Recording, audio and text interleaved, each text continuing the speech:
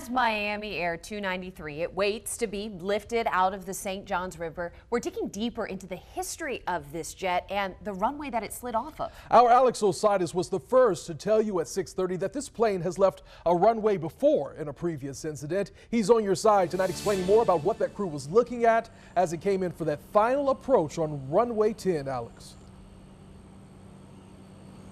Anthony and Katie, a stack of papers to go through the history of this aircraft, but it's an image that will stick with you. It's actually right down here, that X over runway 10 tonight. It's about a mile down the line from that 737, and going through these FAA records, it's not the first time this exact plane has left a runway before.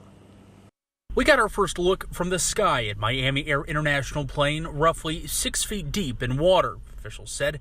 NTSB investigators still with much to piece together tonight, from the people behind the throttle to the conditions on and off the ground. Here's a drawing to scale of runway 1028. It's 9,000 feet long, but currently, due to construction, it's cut short by 1,000 feet.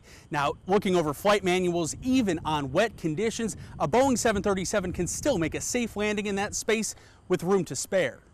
The same runway was renovated in 2016, partly to improve drainage, a question posed to NASJAX Commander Michael Connor on the topic why, unlike many newer runways, does 1028 not have grooves. Any water that's on the runway will run off laterally or towards the edges. In terms of the grooving, it is not required per requirements, and as such, it was not included in the design. Looking into the plane's background, we pulled FAA incident and maintenance records. It's not the first time this exact plane has left the taxi or runway either.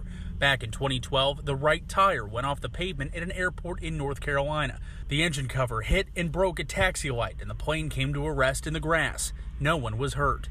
The plane, which entered service in 2001, has mostly operated under Miami Air International, except for a brief stint where records show it flew for United.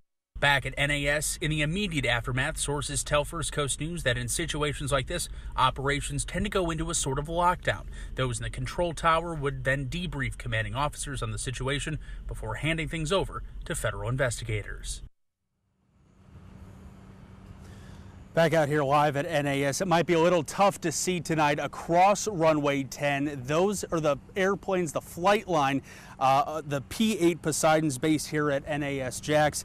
Now, they're the same type of Boeing class as that Miami Air flight that is sitting in the river tonight. These are grounded, though, tonight until further notice, according to Base Commander Michael Connor. We're live tonight. Alex Osiris, First Coast News, on your side. Alex, thank you. And all new tonight.